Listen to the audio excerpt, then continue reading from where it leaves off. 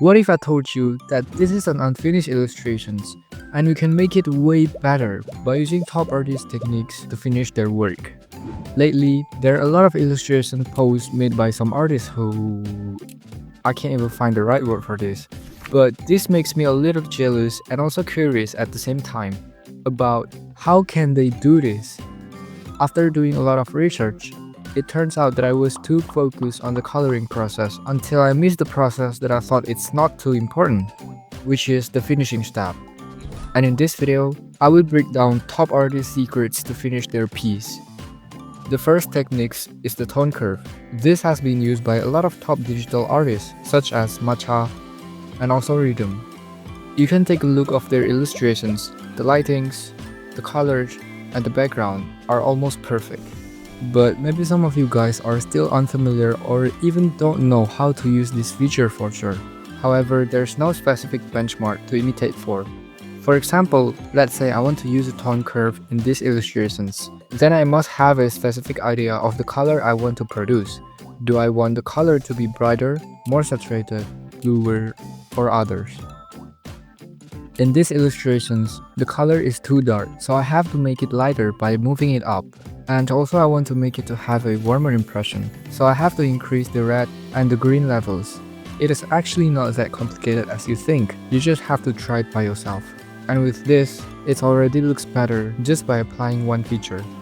And if you are thinking it's not good enough, you can use this deadly combo, which are chromatic aberration and Gaussian blur.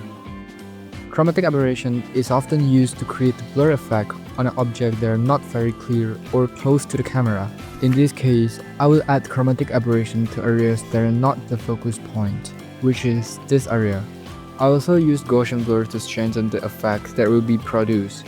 Methods like this have been widely used by popular artists to complete their works, such as Yone and Ask.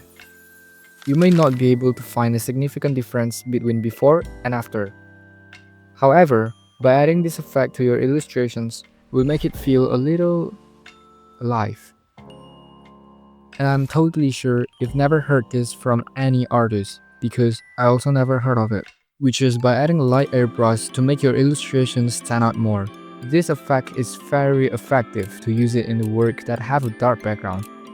It's also very easy to do it, just by selecting the background area, then spray a thin white airbrush on the edges. Or maybe you're an artist who really keeps your layer neat, you can just add a layer at the bottom and do the same thing. Doing this will make your focus point stand out 10 times. The next ways has been done by a lot of top digital artists, but maybe you're just not aware of it, the additional elements. This can actually be done in the early steps, but I usually add some additional objects or particles in the last step. So I add small white dots of a different size, then blur them with a motion blur. Not only particles, the additional elements that I mean can also be large objects such as balloons, birds, flowers, or other objects. With additional elements, your illustrations will look less boring and empty. The next way is the easiest and most exciting way to use compared to the others, because you just add a colored dodge in the area you want to highlight. It's easily in the skin area and also the light source. This step is necessary if you feel that your illustrations is too dark due to the tone curve that was added earlier, but keep it in your mind to not use it too much because you could be me in 2022. You can also experiment with other colors, but I suggest you to choose a color that is not too bright or saturated.